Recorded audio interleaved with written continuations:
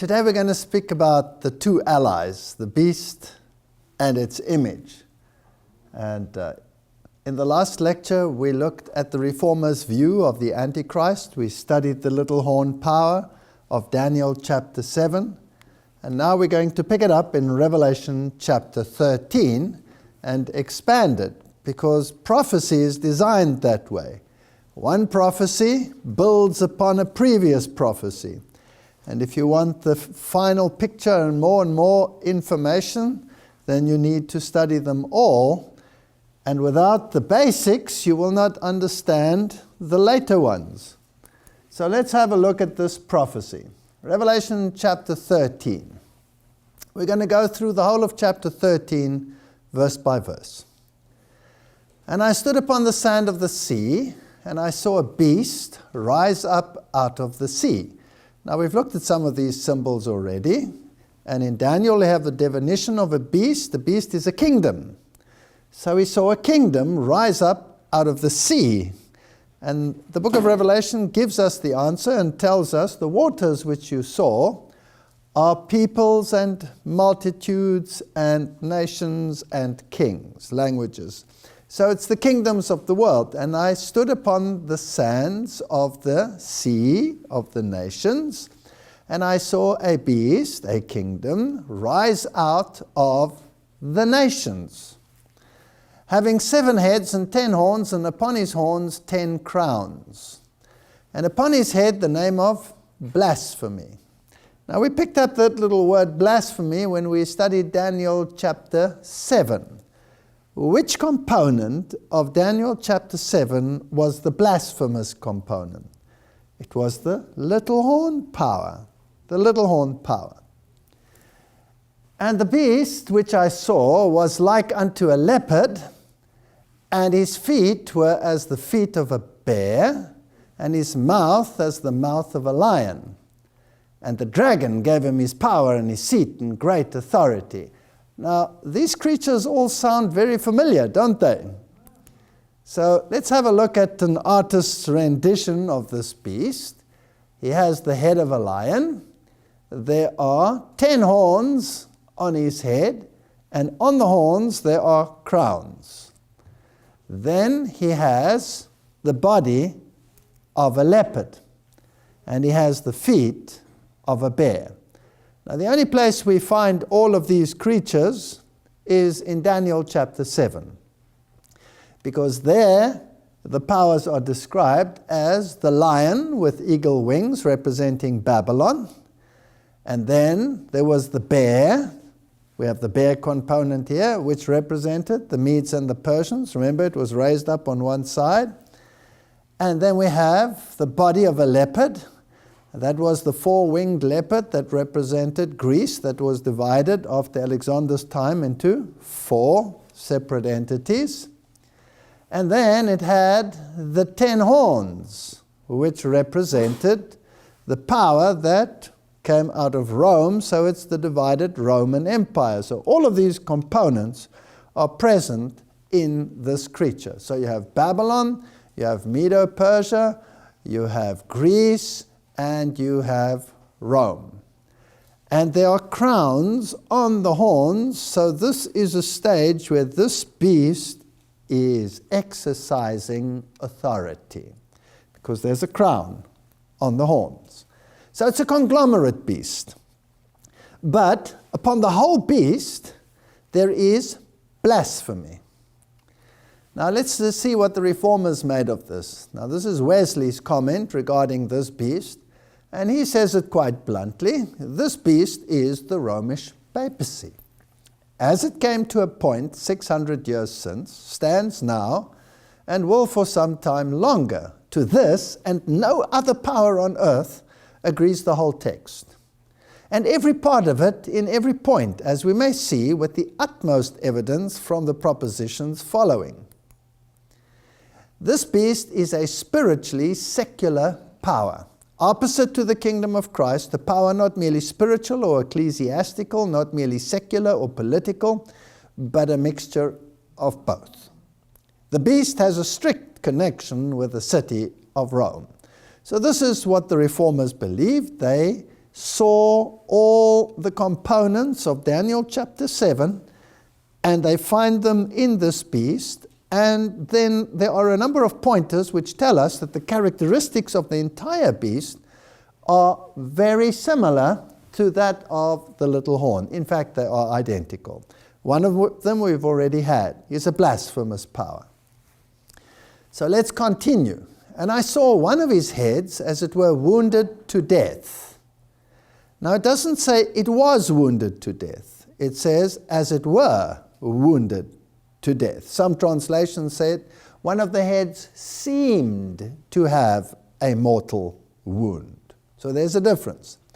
And his deadly wound was healed, and all the world wondered after the beast. And that wondered is with an O and not with an A. They didn't walk after the beast.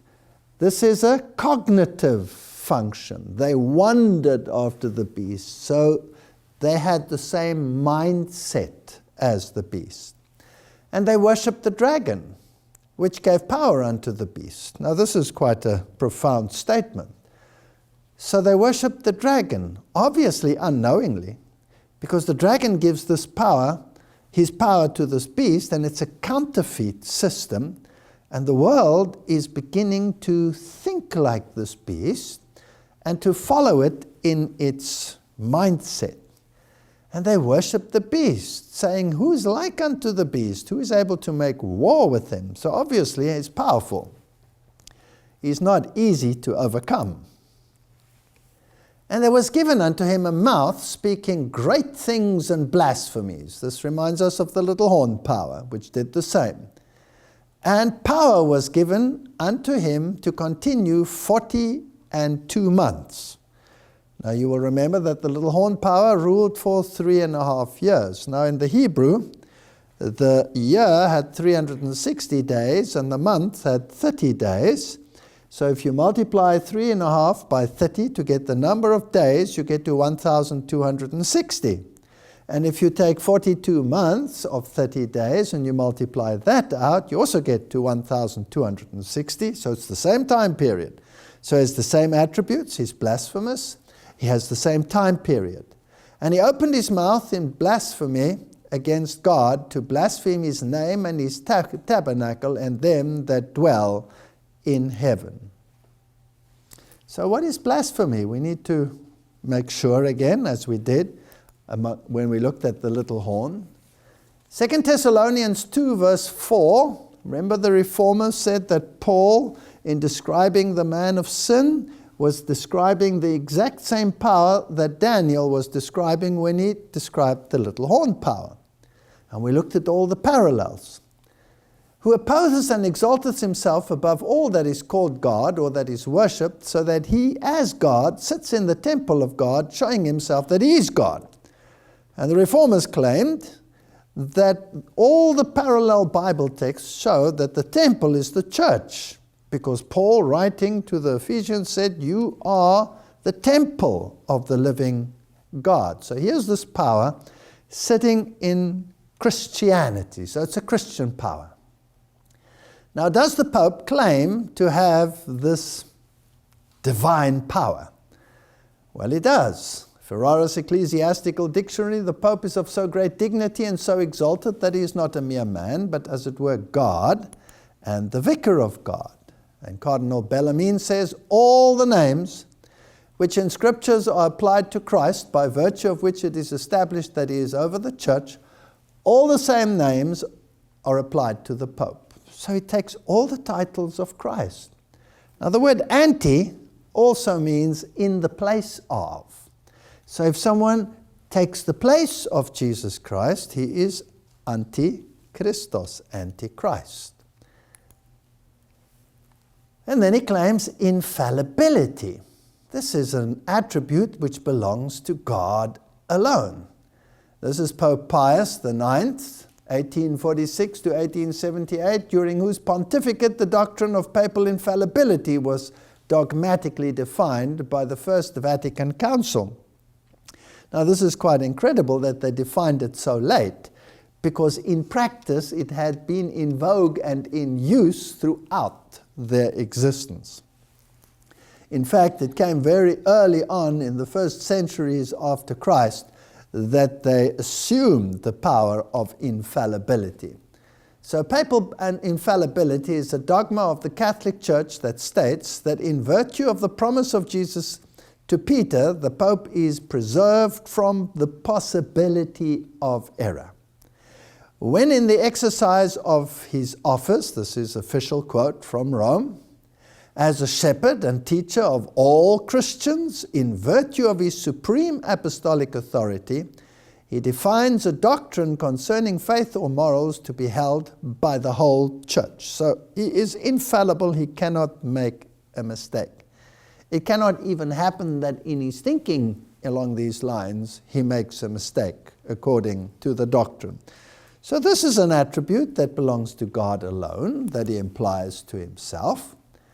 And then Revelation 13 verse 5 says, and power was given unto him to continue 42 months.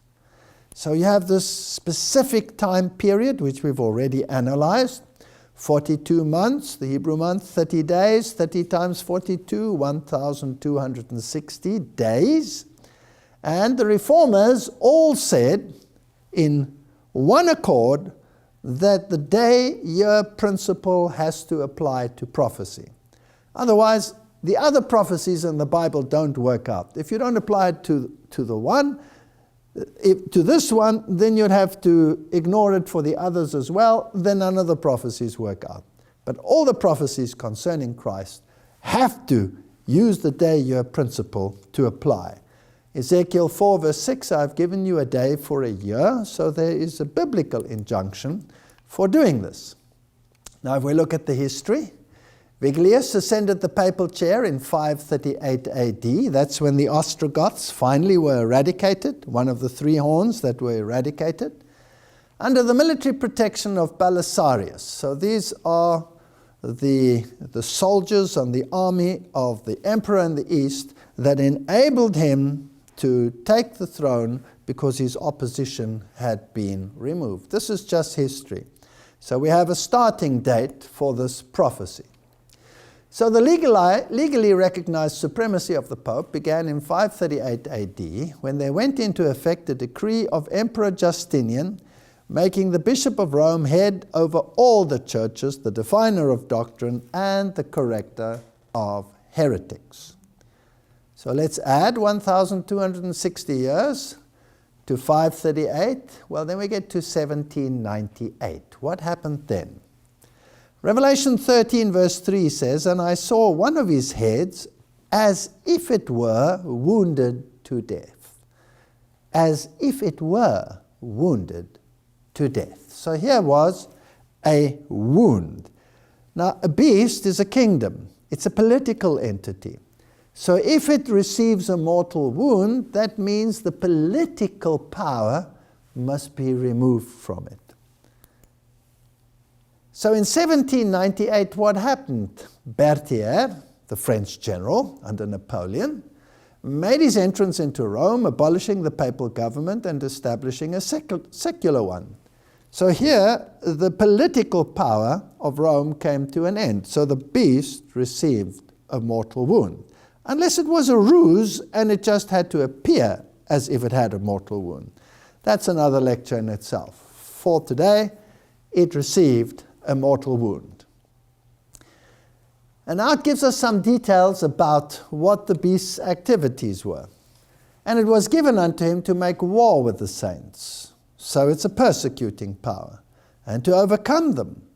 So he would be victorious in what he was doing. And power was given him over all kindred, tongues, and nations. So prophetically, the prophet sees in vision that this power will eventually have power over the entire world. Now, was Rome a persecuting power? Papal Rome? The answer is yes. The Inquisition is history. Everybody knows about it. With torture chambers and sentencing to death at the stake, live burnings, stranglings, every single means was carried out to persecute the saints. From the time of the early Christians right through until after the mortal wound. The Inquisition in Rome was still alive after 1798, and it was run there by the Jesuits. And they were persecuted for heresy. Now, heresy means choice, the Greek heresis, deciding for oneself what one shall believe and practice. Because Rome claimed infallibility, so if they defined a doctrine and you refused to believe it, well, then you were a heretic and you were sentenced to death. And I saw one of the heads, as it were, wounded to death, and then this amazing statement, his deadly wound was healed. In other words, if a beast is a political entity, and he loses his political power, then the beast is dead. What will it take to heal and to be alive again? He must get his political power back. Now, this didn't affect his church power because he was also ecclesiastical power, but the symbol in the Bible for that is a woman and not a beast. A beast is a political entity. So the beast, the political side of this power, received a deadly wound, and the deadly wound was healed. So he lost his power under Berthier, under the Napoleon power. Italy was made a secular state. All the papal states were taken away. It was only a church. And then he would receive it back. And then, only then, would all the world receive the mindset, wonder after the beast. So only after the healing of the wound. Now, it's fascinating when you go back into history and you look at the Assyrian kingdoms, the ancient Assyrian kingdoms.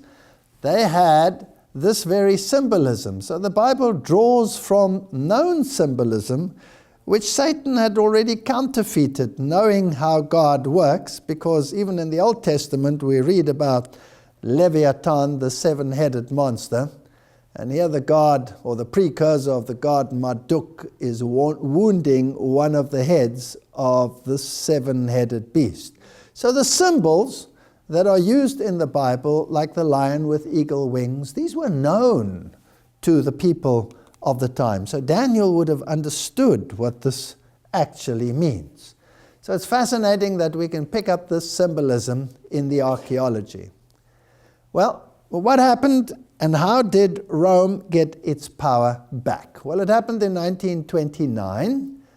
The Rome question tonight was a thing of the past. And the Vatican was at peace with Italy. In affixing the autographs to the memorable document, Healing the Wound, extreme cordiality was displayed on both sides. So claimed the San Francisco Chronicle.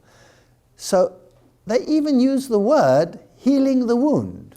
So in 1929, there's the San Francisco Chronicle with the headlines, Mussolini and Gaspari sign historic Roman pact, healing the wound.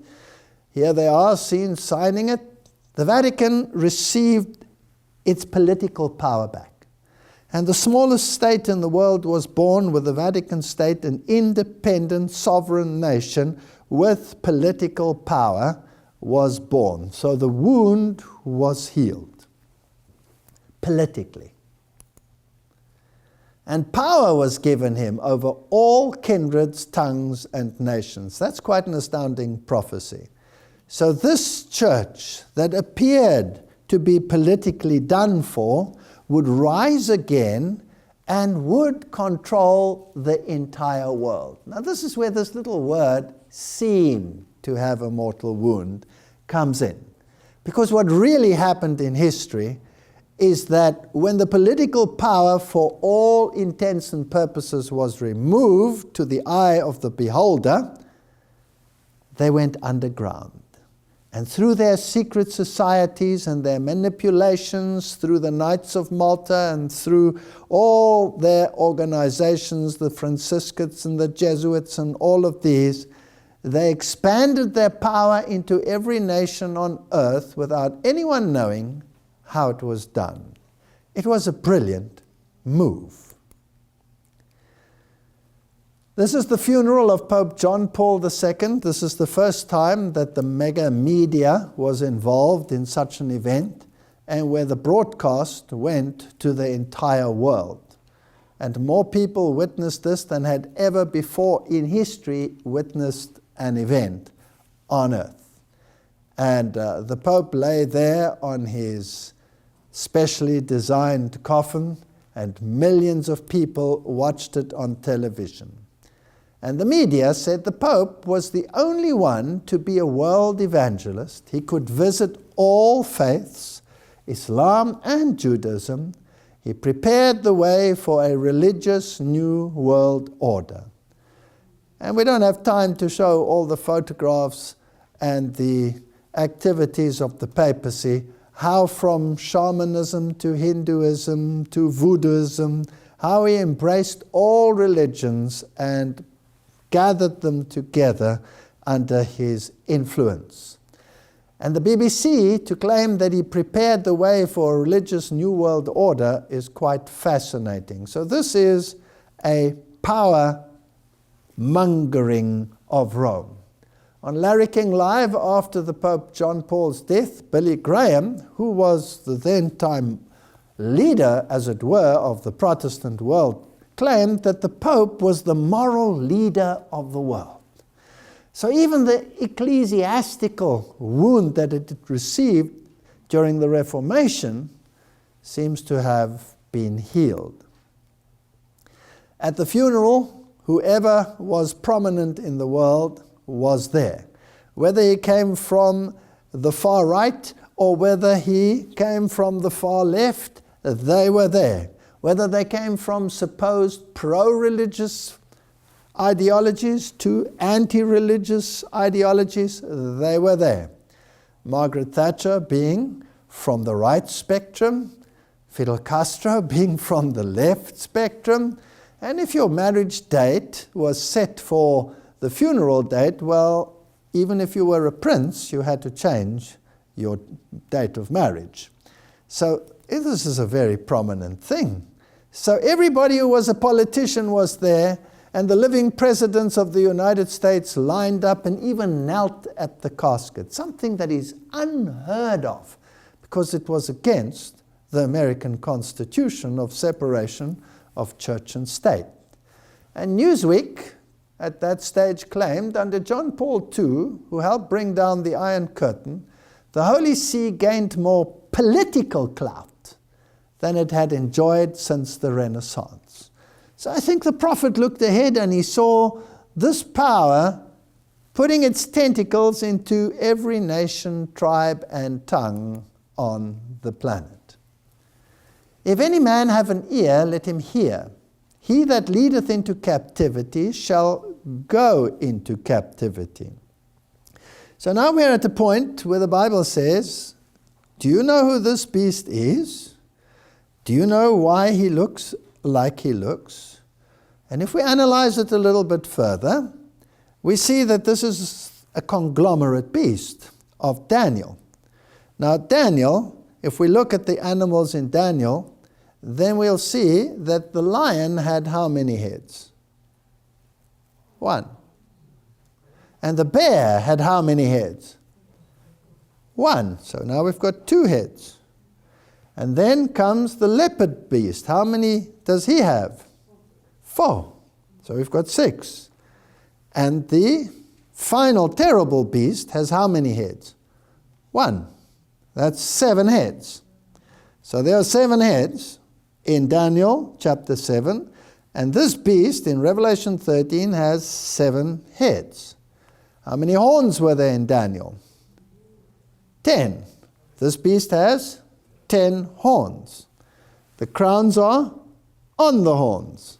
So this is a conglomerate beast, but the attributes are all the attributes of the little horn. So it must be the little horn. Then why does it have all the attributes of all the other beasts?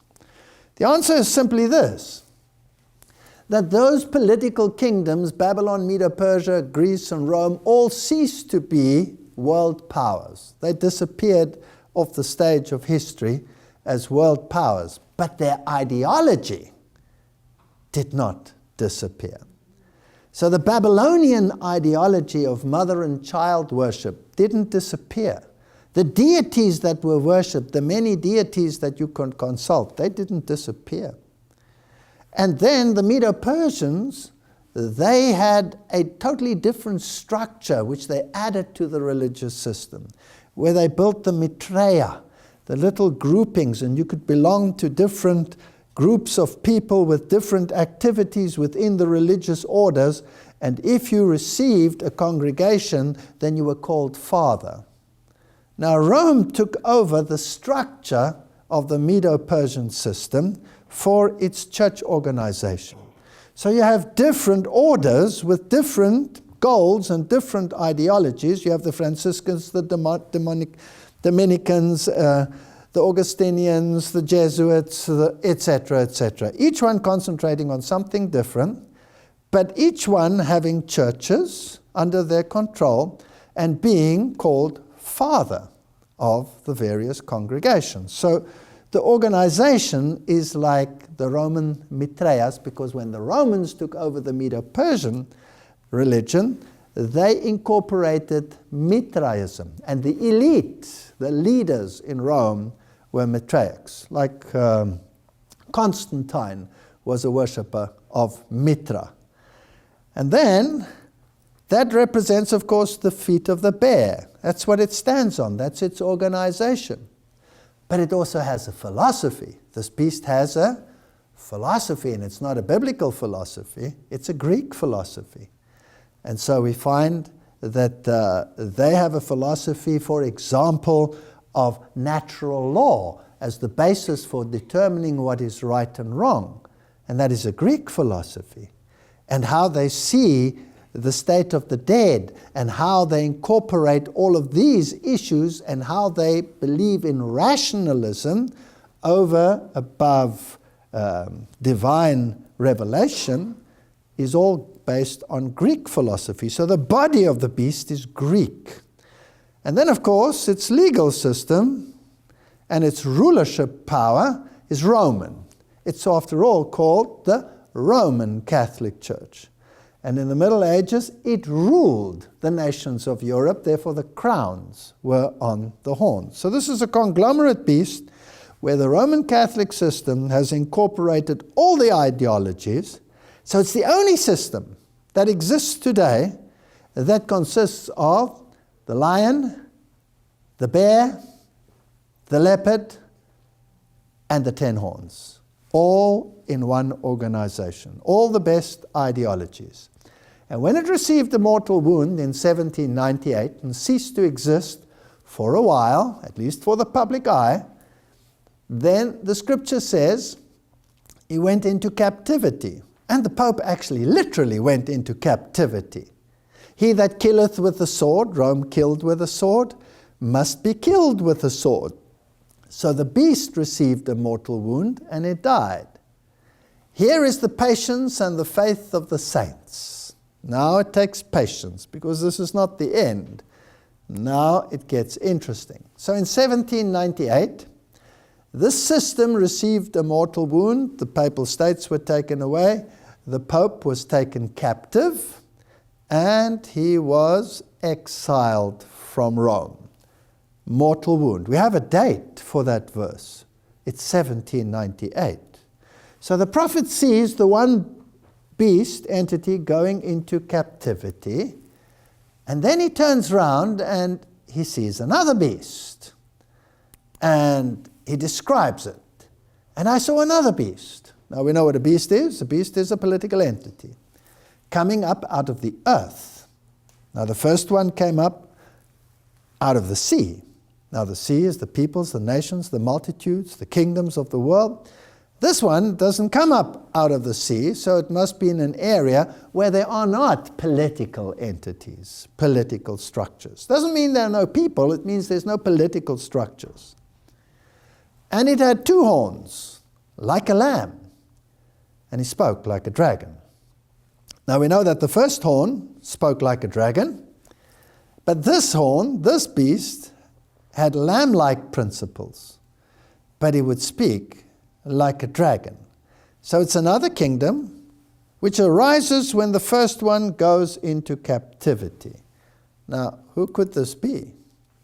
Well, John Wesley, again, I love to refer to the Reformers, in his notes on Revelation chapter 13, and these were written in 1754, says of the two-horned beast, he's not yet come, though he cannot be far off, for he is to appear at the end of the 42 months of the first beast. Now Wesley already told us who the first beast was, so he knew that it was the papacy, and now in 1754, he's seeing that this time period is running out and he's wondering, where's the second beast? It should make its appearance. Well, it did make its appearance. And there's a reason why we use the buffalo here as a symbol. Let's have a look at the rise of the United States. 1776, there was the Declaration of Independence. That doesn't mean independence was accepted by the world. In 1783, most of the nations of the world acknowledged the independence of the United States, but not the superpower of the world at that stage. That was France.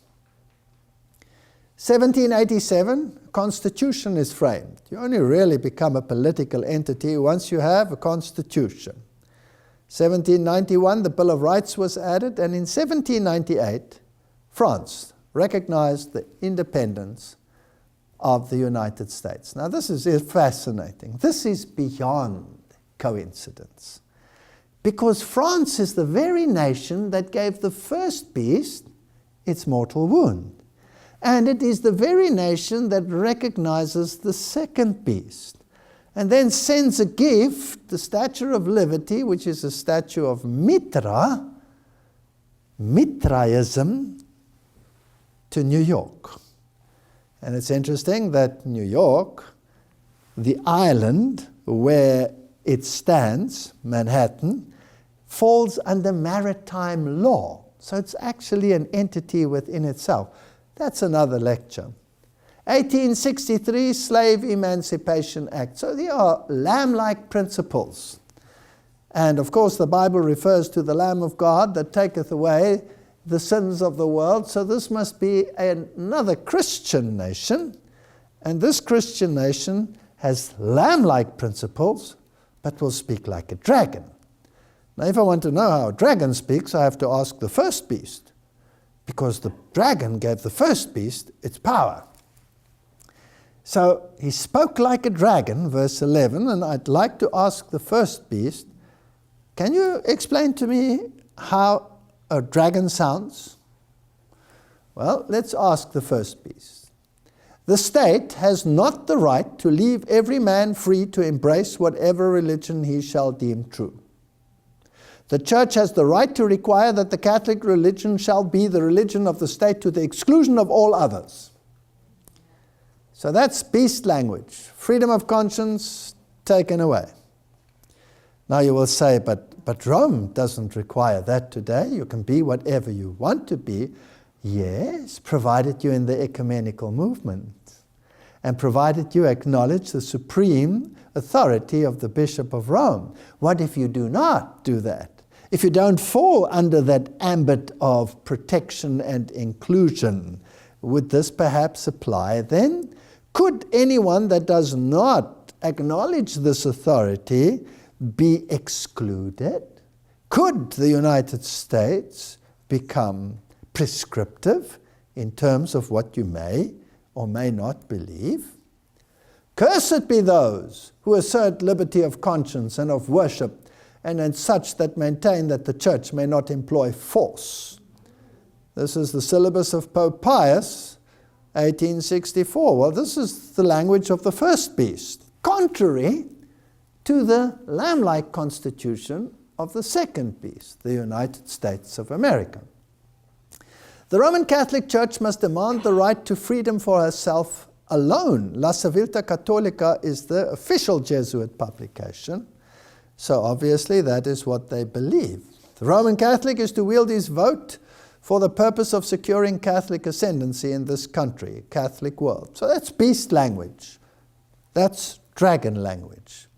Now it's unthinkable that the second beast, with its lamb-like principles, would eventually speak like a dragon. So let's see how this unfolds. Verse 12. and it, the second beast, exercises all the authority of the first beast before him. That's an interesting statement. So he's exercising his authority on behalf of the first beast in the presence of the first beast, and causes the earth and those that dwell in it to worship the first beast whose deadly wound was healed. Now, how does a nation do that? How does it force someone to worship the first beast? Well, the Bible is quite clear. The Bible says if you obey someone, then you are subject to that someone. So if you are subject to God, then you obey God. If you are subject to this system, the other system, then you obey that system. So, well, by definition, then you're either worshipping the one or the other. How could you do that? Well, by legislation. What if you made a law which honored the first beast but was contrary to Scripture, and everybody obeyed the law? Then they would be worshipping the first beast, and they would not be worshipping the God of the Bible. So how will this pan out? And it does great wonders, so that it makes fire come down from heaven on the earth in the sight of men, and it deceives those dwelling on earth because of the miracles which were given to it to do before the beast. All right. So how does it deceive everyone into believing that it is right? Well, fire from heaven. Now some people claim that this is the atomic nuclear power of the United States, but I certainly don't believe that, because with this fire it deceives everyone, and an atomic bomb has never deceived anybody, it only killed them. So this must be another fire, and it must be a deceptive fire, all right? Okay. So what fire can come down from heaven that would be a deceptive fire that would deceive those dwelling on the earth because of miracles? What kind of religion comes out of the United States of America and is beamed across the world? Isn't it a power religion that is beamed across the world? Isn't it a religion of prosperity gospel? Isn't it a religion of miraculous healings? And people in their millions follow and believe this is an outpouring of the Spirit of God. And once the people have confidence in this religious system, they are prepared to follow it.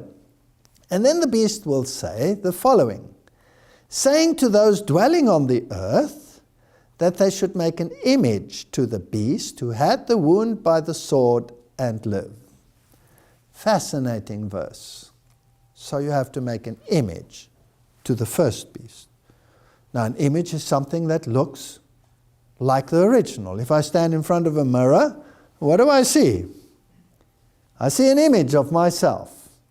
So if the second beast must become an image of the first beast, then it must become like the first beast. Now what was the first beast? The first beast had crowns upon the horns. In other words, the ecclesia, which, because it's a religious system, was ruling the powers, the horns, the divisions of the Roman Empire. It was ruling by ecclesiastical decree. So, this second beast, if it emulates the first beast in structure and becomes an image, must do likewise. It must become prescriptive in terms of its theology, and it must force the world to accept this theology, whatever it is that they propagate, and it must be a theology which belongs to Rome, to the first beast. Only then can they force everyone to make an image of the beast. In other words, allowing the church to dictate to the state. That's what happened in the first beast. Church and state united, fighting against God's people. And in the end, church and state united, worshipping the first beast, and therefore they will persecute those who honor God rather than the system. Let's see how it works out. And he had power to give life unto the image of the beast. And the image of the beast should both speak and cause as many as would not worship the image of the beast should be killed. So this power, this religio-political power, will become prescriptive in terms of what you may believe, and if you refuse to go along with that, you will be destroyed. You will be destroyed. You will be killed. Now my question is there religious turmoil in the world today, yes or no? Absolutely. There's religious turmoil. Are the battle lines being drawn as to what is acceptable religion and what is not? Yes, the battle lines are being drawn. So it's quite probable that the beast will at some stage say, so far and no further. If you have ideologies which clash with the mainline thinking, then you will come up against the force of the state. Is that a possibility? Now it's interesting that in 2011, Washington and Rome became sister cities. Ciao Americana says, even the architecture of the two is very similar, and it's not by chance, it's by design. Interesting observation as they signed the sister city agreement. So even in its architecture, it seems as if the one is an image of the other. And, well, we'll see how interesting this can actually become. So an image would be church and state working in unison. That's something that is not enshrined in the Constitution of the United States, which is a lamb-like constitution. Therefore, things must change so that it can become a constitution similar to that of the first beast. Does the church have any dealings with politics in America? Yes or no? Well, here is the previous Cardinal of New York, who is the head of the Knights of Malta in the United States, and he's also always the military patron. And whenever the politicians get together, they have to appear before the Cardinal of New York. So whether you are representing the right, as in the case of McCain here, or whether you're representing the left, it makes no difference. You're just sitting either on the right-hand side or on the left-hand side of the Cardinal of New York. This is the military order of the Knights of Malta that actually controls what happens behind the scene. And in the previous lecture we saw that the Knights of Malta formed the CIA and the FBI, and all the top politicians belong to this organization in some way or another. And they all have to smile very happily. Now, Cardinal Egan has passed away, and so the next cardinal will take over. What's interesting is that every single president that has ever ruled in the United States has always been related to the previous one in some way, because they all come from one family. Now that's a very interesting point. They all come from a royal family. And if they all belong to one family, George Bush and Obama are cousins, and even McCain and the president today are cousins, far removed, but all from the same family. Obama through his mother. Interesting point of view. Now here's the new cardinal after Cardinal Egan passed away, Cardinal Timothy Dolan, and the politicians. He's the one that also led the Gay Pride Rally as one of his first official acts. And here he is seen again with the politicians. And fascinatingly enough, you will see again, it is the representation of both parties sitting on either side. He seems to have something very important to say. He can be in a jovial mood or in a pensive mood, it seems, but you have to sit by his side. These are interesting signal pictures. The church is not divorced from the state in the United States of America. It's time for Protestants to go to the shepherd, the Pope, and to say, what do we have to do to come home, said Robert Schuller in 1987, and he was a 33-degree Freemason. And then, of course, in 2014, all the evangelicals were represented when they visited Pope Francis, and Kenneth Copeland was one of the leading figures. Tony Palmer, who was still alive at that stage, and has since had a serious accident which caused his death. They all came together to shake hands and to say, we have to come back home. Rick Warren came a little later, and he's America's first pastor. He's the one who did the inaugural prayer at Obama's inauguration.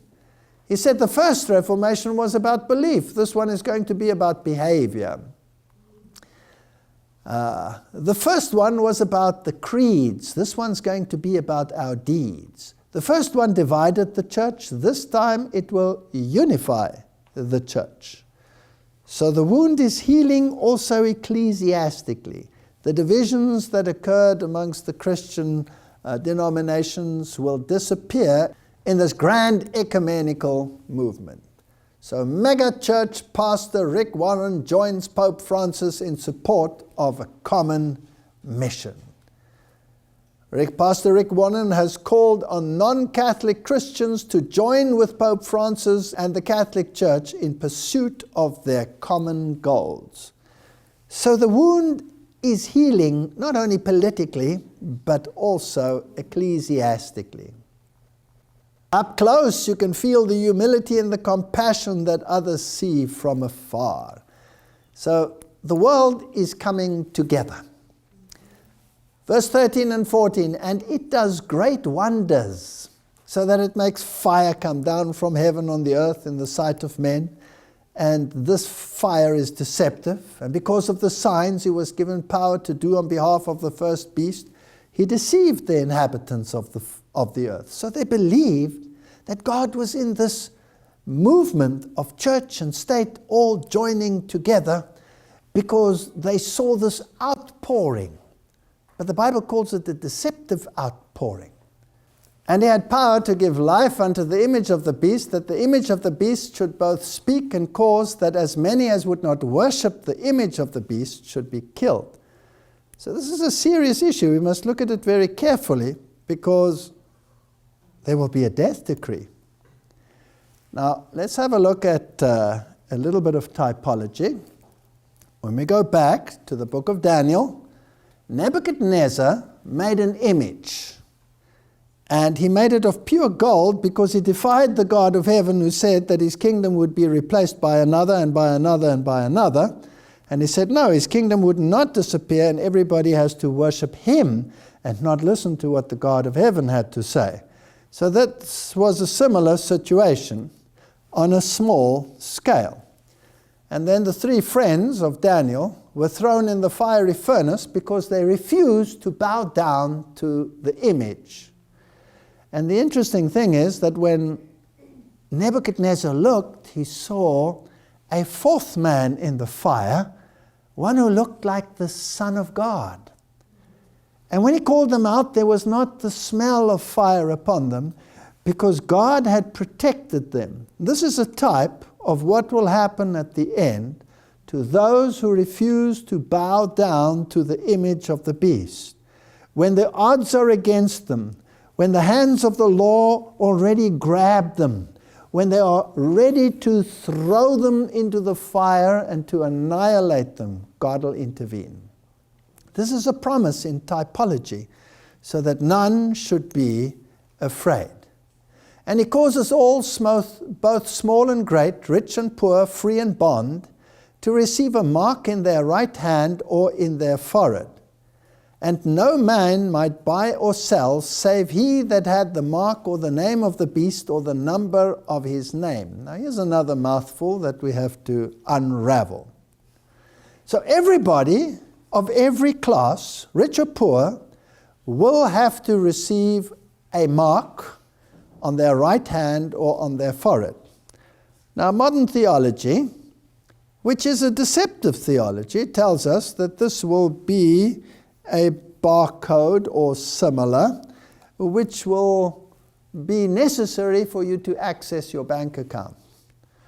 The question, of course, is God concerned about the way in which you access your bank account? Because currently we use a credit card with a code on it to access a bank account. Now, if that were stamped on the hand, would God then deem you unfit for heaven? What is the difference? So, is this a literal mark or is it not? We have to look at the context. That no man might buy or sell save he that had the mark or the name of the beast or the number of his name. Here is wisdom. Let him that has understanding count the number of the beast, for it is the number of a man. It's not the number of a barcode. It has to do with a man, and his number is 666. So we now know it's the number of the beast, but it is also the number of a man. Now, where do we hear this word man in the Bible? Doesn't Paul speak about the man of sin and all the attributes that are associated with him? And he has a kingdom which is called a beast, and it has a number. So it is the number of the Roman system under the leadership of one man. And of course, this is a continuous kingdom, so it's not one particular leader or pope that is mentioned here, but the principle of all power resting in one man. And if they all speak ex cathedra infallibly, then one cannot change a precept of a previous one without denying infallibility. So it is a system that has a continuity that cannot be changed. So it's almost like the Medo-Persian system, because what went out of the mouth of a king could not be changed. And here you have exactly that same system. What comes out of the mouth cannot be changed. So the system has a man, whom Paul termed the man of sin, who sits in the temple of God, pretending that he is God and having authority over God's people. And then he has a number. Now the magazine, Our Sunday Visitor, which is a Jesuit magazine, it's a publishing house now, it's grown since the time that this was written. And we asked the Jesuits here, what are the letters inscribed on the Pope's crown and what do they signify, if anything?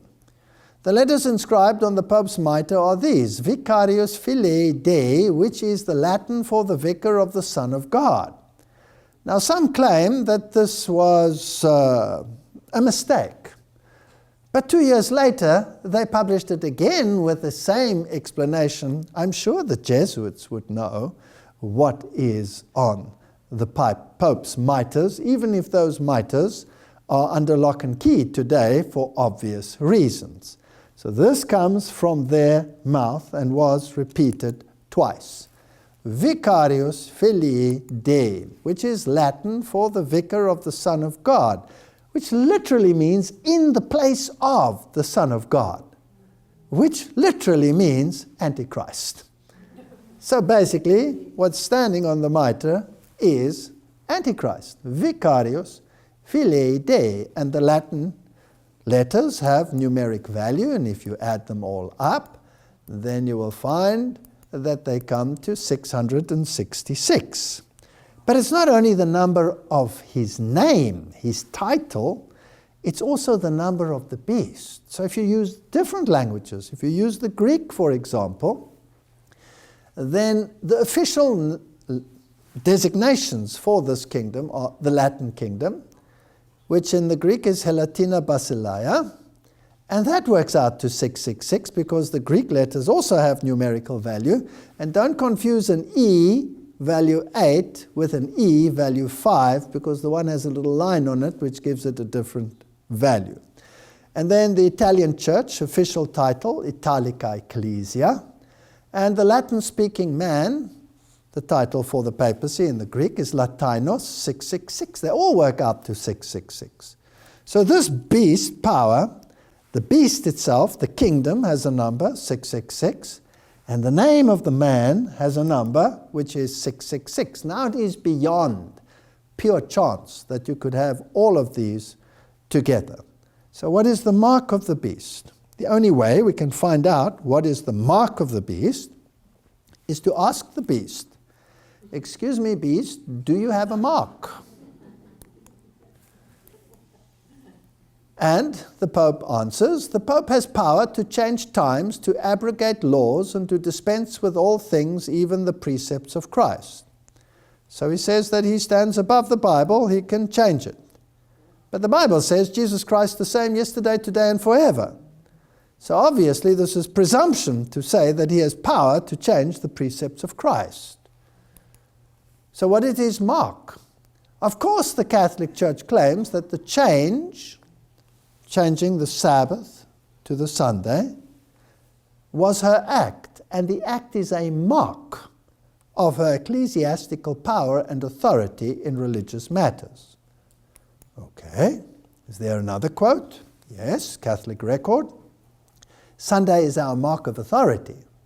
The Church is above the Bible, and this transference of Sabbath observance is proof of that fact." Obviously, Jesus in Matthew 5, from verse 17 onwards, says, "Do not think that I've come to abolish the law." And then he goes on to say, "Not one jot or one tittle will by any means disappear from the law until all things have been accomplished.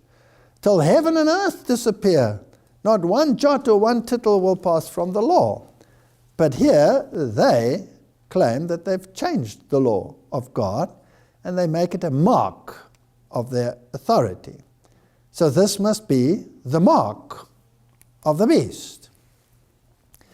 That's why in 2003, as a result of a document which was written when the Sabbath Sunday issue became prominent in the United States in 1888, Rome answered, "Most Christians assume that Sunday is the biblically approved day of worship. The Roman Catholic Church protests that it transferred Christian worship from the biblical Sabbath, Saturday, to Sunday, and that to try to argue that the change was made in the Bible is both dishonest and a denial of Catholic authority." So the issue is not the day, the issue is authority. If Protestantism wants to base its teachings on the Bible, it should worship on Saturday. Okay? So now Rome has told us what its mark is. Now, is it possible that the United States could become involved in propagating Sunday as a day of universal rest? And if so, for what purpose? Well, let's have a look at it. Battlefield, United States. Americans face arrest as war criminals under army state law. And Luke says that men's hearts will be failing them for fear and looking for those things which are coming on the earth, for the powers of heaven shall be shaken. If there is enough turmoil, political and religious, upon this earth, so that men's hearts are failing them for fear, would legislation be introduced to ensure the so-called safety of the people? And this legislation, of course, would be contrary to the American Constitution, which admits to freedom of conscience. Senate approves indefinite detention and torture of Americans. Is that a possibility? It would force everyone to accept the mark of the beast, and if you didn't accept it, you would be killed. Now here already, there are laws which approve indefinite detention and torture. The terrifying legislation that allows for Americans to be arrested, detained indefinitely, tortured, and interrogated without charge or trial passed through the Senate on Thursday with an overwhelming support from 93% of lawmakers. Only 7 members of the US Senate voted against the National Defense Authorization Act. This is very interesting. Is it beginning to speak like a dragon? Did Obama sign a martial law executive order? As folks headed out to happy hour last Friday evening, President Obama signed an executive order that could potentially give him the power to institute martial law in the United States in times of peace or during a national threat. In times of peace or a national threat? What if you have both? Does the United States already spy on its citizens and even on its allies, let alone its enemies? The answer is yes. Verizon forced to hand over telephone data, full court ruling. The people are being spied on. They have organizations such as Echelon where they listen in to all the conversations, computers, monitoring keywords, and nobody is exempt. Question, did the United States officially hack even their closest ally, Angela Merkel, yes or no? Yes. And when the Germans found it out, they were extremely upset. And what happened? Did the United States apologize for hacking into the system? No, they told them to pipe down since it was their right to do so. And what did the German parliament say as a consequence? Okay. They backed down. So if even that level is hacked, how much more so everyone else? The Huffington Post, which was a satirical little joke on this issue, made quite an interesting little picture. They took George Bush with his warmongering attitude and Obama with his headphones on listening to the conversations, and they melted them into one, calling him George W. Obama. I thought they did rather a good job. So as you are, so you speak. Is there an organization in the United States of America that is asking for Sunday legislation? And the answer is yes, the Lord's Day Alliance. The Lord's Day Alliance of the United States exists to encourage Christians to reclaim the Sabbath, the Lord's Day, as a day of spiritual and personal renewal, enabling them to impact their communities with the gospel. And in challenging and economic times like the world faces, in 2009 already they said it, the Lord's Day Alliance is seeking to uncover scriptural truths regarding how the 10 Commandments, combined with Jesus' teaching about money, can provide guidance for Christians in daily living. Now this is an interesting statement, because what is being joined with what here? Christianity and the economy. Now if I look at the mark of the beast, then it's fascinating, because the mark of the beast will be implemented by buying and selling, that no one should be able to buy or sell. And then eventually, if you don't worship the image of the beast and the beast, then you will be killed, according to the scripture. So the economy is being dragged into this. This is fascinating. In 2001, when we had the debacle with the Twin Towers in New York, they say the World Alliance, the Lord's Day Alliance, sent out a newsletter. We are keenly aware that we could not do our work without financial support of friends like you. And then they say, at the same time, the national tragedy that occurred on September 11 in New York, Washington, and Pennsylvania has changed our perspective and frankly has caused even those who lack a spiritual thermometer to consider their faith, many of them for the first time in their life. We stand on the verge of an unprecedented opportunity to proclaim the message of the Christian Sunday in a manner not seen in the lifetime of this man. So the Lord's Day Alliance put out just recently a document where they claimed Sunday as a mark. Isn't that an interesting terminology? Of Christian unity. And this was the Reverend Demetrios Tonias, Sunday as a mark of Christian unity.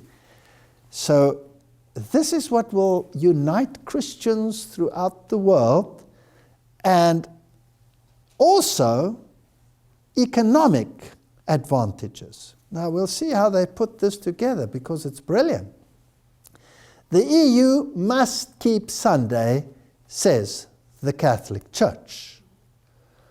And then in Brussels, on February 16, 2009, the Secretariat of the Commission of the Bishops' Conference of the European Community has welcomed the proposed EU law that would safeguard Sunday as a day of rest from work. So the Bishops' Conference, which is the Christian denominations together, went to the European Parliament and said, "Excuse me, we want Sunday laws." They were very excited that this was going to happen. But the European Parliament refused and threw it out. So it failed. Did they then capitulate? The argument that the Europeans had, it makes no difference whether you rest on a Monday, a Tuesday, a Wednesday, a Thursday, a Saturday, or a Sunday, as long as you have a day of rest. Doesn't matter which day you rest. But then, just a few months later, Germany decides they're going to go it alone. So the court rules that German shops must close on Sunday. And so all the shops had to close. The court's president said, "We will close on Sunday." So now there are stringent Sunday laws in Germany since 2009. And companies that refused to obey were fined exorbitant amounts of money. Unbelievable. And so Germany sets an example for Europe. Spiegel Online, which is the equivalent of Time magazine in Europe, said most German newspapers on Wednesday greet the ruling. Some for reasons of religion and tradition, others out of concern for workers' rights. I found this fascinating. So there were two categories. Now, a few years ago, everybody would have said, crazy. There will never be a Sunday law. Never will there be closing on Sundays, because this is a secular nation. Who cares whether we're open on a Sunday or not? But now, everybody agreed that this was a good idea. And there were two groups. The one group said, this is wonderful for religious reasons. And the other group said, this is wonderful for economic rest reasons. Question: who receives the mark where in this scenario? The one who has the religious reason is convinced that the theology of Christianity, which is the theology of the beast, is correct. And they will receive it in their forehead because they think like that. The other group couldn't care two hoots about religion, they're secular, but they are happy that they're getting a workers' day of rest. So where do they get it? On the hand. Because this stands for your work, and this stands for your thinking. So now, there are two reasons why the mark will be kept. And the interesting reason is that it now cuts across all denominations.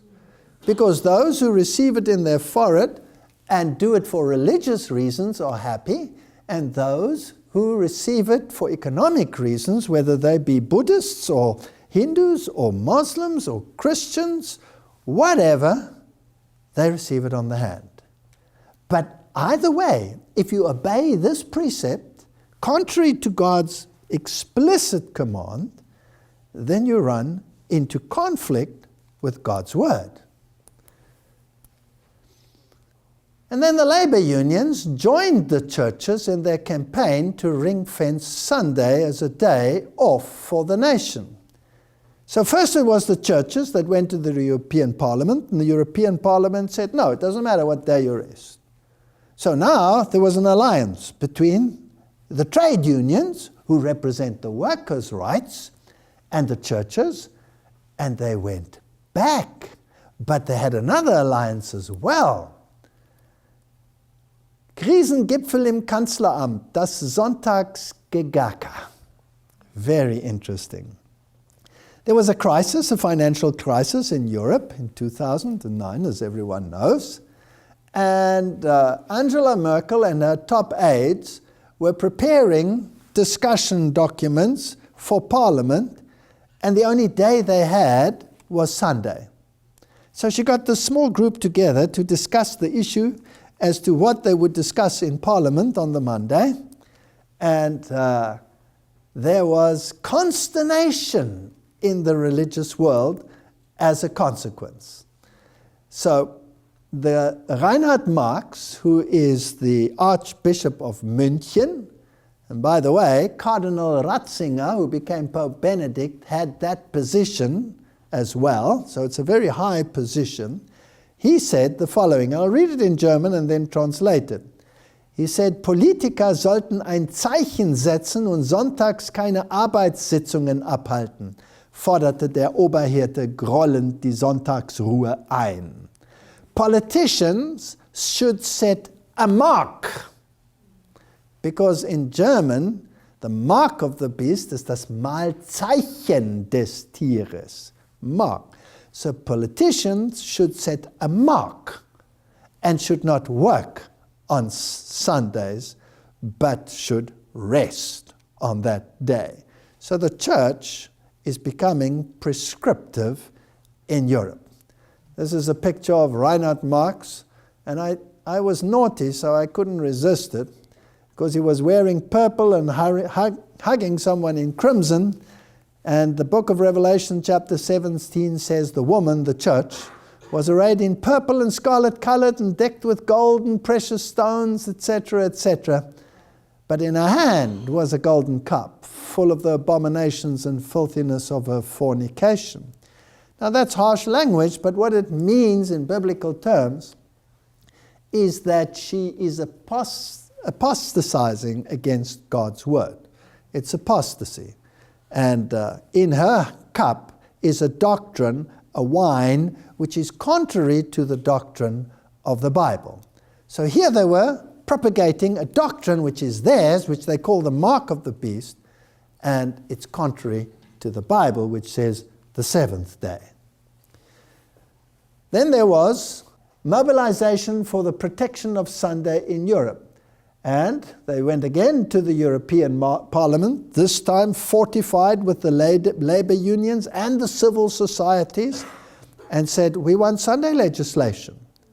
Now the Parliament had already said no, but I mean, here was a big force to deal with.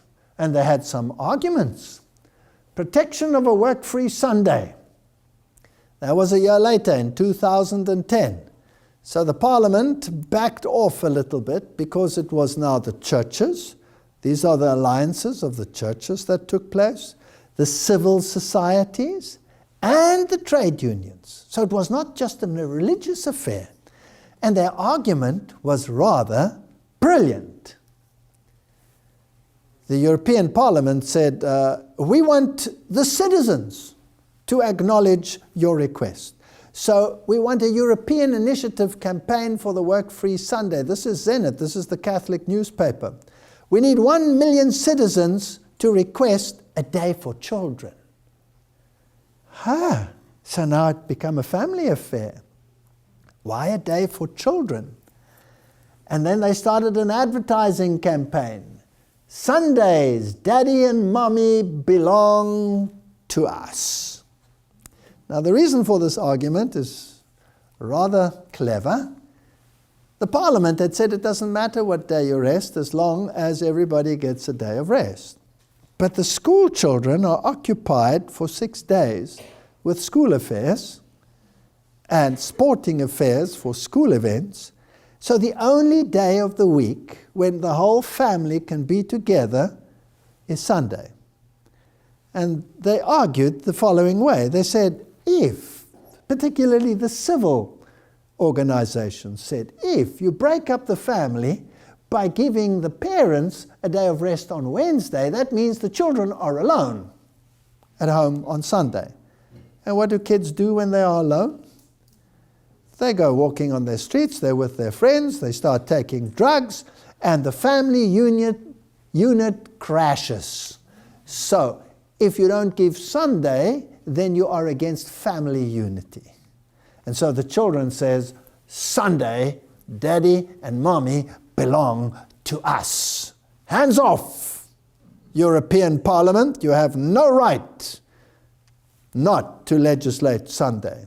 And Radio Vatican broadcast EU initiative for a free Sunday, and they praise Thomas Mann and the other politicians that are propagating for Sunday. So is there a movement in Europe, which is the traditional basis of the first beast, for Sunday legislation? Yes. It has not yet passed, but the pressure is mounting.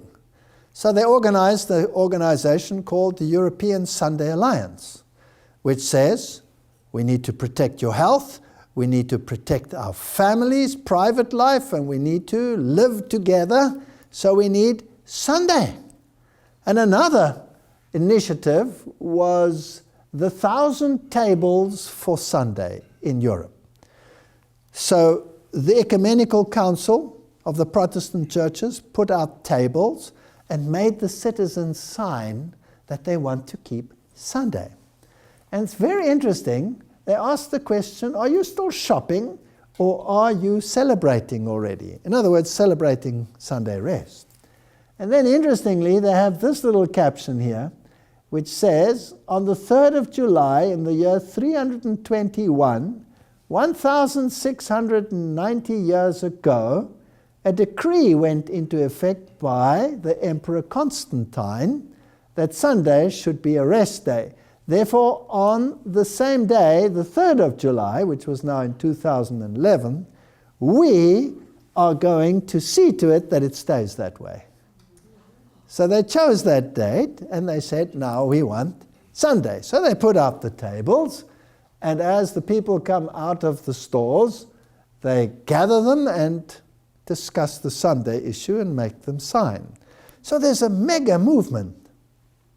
And the Catholic news media says, Vatican official exhorts Catholics to set aside Sunday as a day of rest. Now, in Germany, Sunday law was instituted as an example to the entire Europe, and the pressure on the European Parliament is enormous. Now, would the same happen on the other side of the ocean where an image was being developed? Well, the answer is yes. There's no Sunday legislation as yet in the United States, so the state of North Dakota introduced a Sunday law. And there was a huge hue and cry, and they said, this is unconstitutional. You cannot have a Sunday law because church and state are supposed to be separate. And so the North Dakota Catholic Conference has responded to the criticism of a law restricting Sunday hours for business, saying the regulation benefits the whole of society.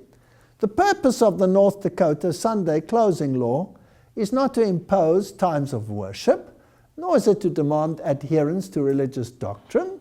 The purpose of the law is to preserve the common good by ensuring that society is not overtaken by work and profit. Very clever. Is the law being introduced economically, yes or no? Is buying and selling an issue? Yes. Now, I don't know whether this is true, but EWTN News said Sunday church-going makes women happier than shopping. I would like to do a survey to see whether that is so. I doubt it very, very much. And then another initiative was launched, which is called 7A. I think they have their numbers wrong. It should be 1A because Sunday is the first day of the week. And it says an alliance for a free Sunday.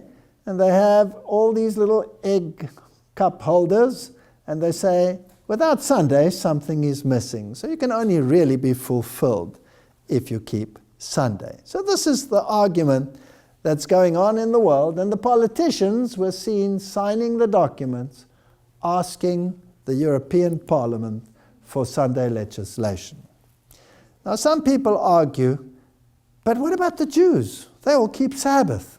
Surely they won't introduce Sunday. So here's an interesting move. Pope Benedict exonerated the Jews for the death of Jesus Christ. And Netanyahu went to thank the Pope for the Jewish exoneration.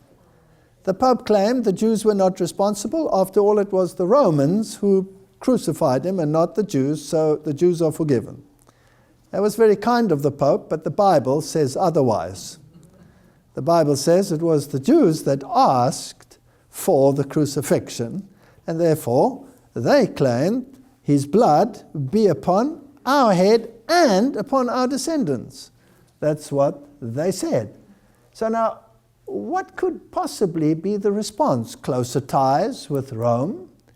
And the very next move, according to the Financial Express, is Israel looks to making Sunday day of rest to boost the markets. And immediately they started easing their Sabbath restrictions on transport and all these other issues, bringing the nation in line with this initiative. Now, we have a new election coming up soon, and one of the candidates is again Rick Santorum. And Rick Santorum, many sources say he is an Opus Dei member, which he denies.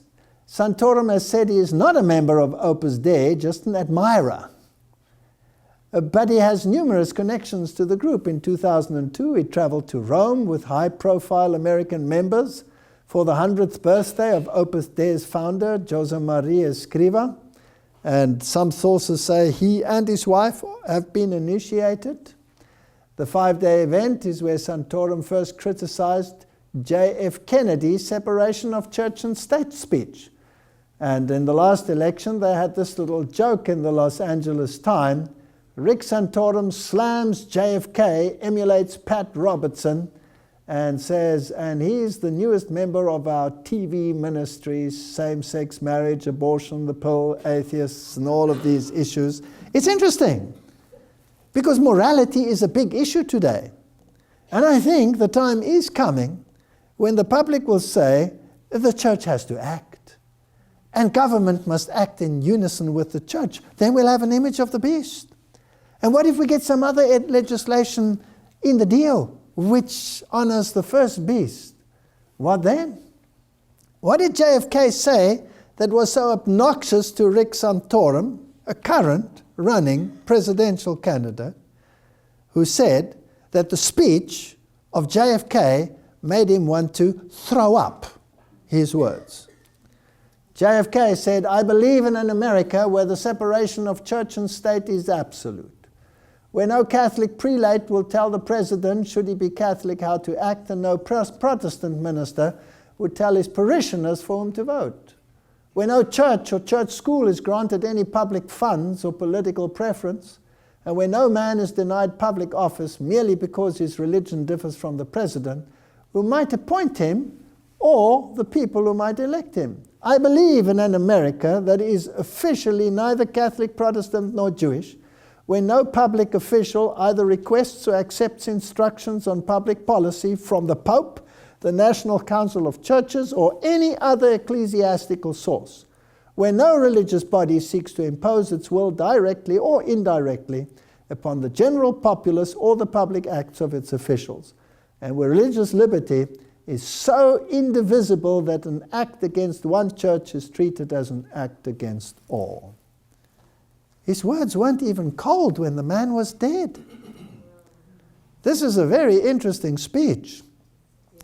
And a current running presidential candidate says the speech makes him want to throw up. So have we moved from separation of church and state to a new ideology of union of church and state? Obviously we have. So we've moved from lamb-like principles to dragon principles. Pope calls for a new world order. Obama calls for a new world order. This was Obama's official webpage. He didn't write it, but nevertheless it appeared on his webpage, and they must have left it there. Surely they vet what goes on there. And he says, there have been some changes in the last 100 years. So this person who wrote this said, perhaps we should consider enacting a Sunday law, not to restrict people from working, but to give liberty to those who can't choose. Catholic Church and trade unions form holy alliance to enforce Sunday observance. Eurozone demands 6-day week for Greece. This is brilliant. Greece needs bailout money. And in order to receive the bailout money, they have to submit to certain economic reforms. Now, what does this entail? Well, they negotiated. They're fighting about it still. Eurozone demands 6-day week for Greece. Terms for the second bailout may include labor market reforms for minimum wages. Interesting. The troika of banks, the European Central Bank, the International Monetary Fund, the European Commission are putting pressure. Now it's interesting that none of these banks need to be audited. Fascinating. They have full control. And here are the working arrangements. Overtime. The maximum weekly working time of employed persons cannot exceed more than 48 hours. If you divide that by 8 hours a day, then that works out to 6 days. On average, the minimum rest time in any 24-hour period cannot be less than 12 continuous hours, and employees are entitled to a minimum continuous period of rest of at least 24 hours per week, including Sundays. Well, now you're between a rock and a hard place, because if you have to work a certain number of hours, you cannot work them in, because you may not work more than a certain number of hours in a day, and you must have a continuous 24-hour rest period, which must include Sunday, which means the only day that you can have rest, according to this law, is Sunday. So now what if Greece says, I won't do it? What if someone comes and says, can I work the hours in because I want to keep Sabbath? The law does not allow you to keep Sabbath, you see, because you may only work so many hours in a day, so you cannot work in the Sunday. Well, can I work more? No, you can't. You can't. But can you make an exception for me? I'll work extra hard after hours by myself, even for no pay. Sorry, the law does not permit us. This is a big problem. And what if you go and do it anyway? Well, then the government could lose its funding if it doesn't enforce this. So this is how it will be introduced. Holy Alliance in Italy protests against working on Sundays. So they start rioting in the streets. Pope Francis laments working on Sundays. Never on Sundays, Pope Francis says. Working on Sunday has a negative effect on families. Sundays, Daddy and Mommy belong to us. There is no doubt that this is the very motive of the movement, and it is to introduce a grassroots movement to bring Sunday legislation to the forefront. The Bible says in Revelation 12, verse 17, and the dragon was wroth with the woman, the church, and went to wage war with the remnant of her seed, which keep the commandments of God and have the testimony of Jesus. So there will be a conflict between those who want to keep the God's commandments, including the seventh-day Sabbath, and those who will go along with the popular movement, either for religious reasons or for economic reasons, forehead or hand, to introduce Sunday. If you capitulate, if you refuse to bow down to this law, which is for the sake of humanity, Humanity is overtaxed. It needs rest. The families are falling apart. People have to come together again. You will be the pariah.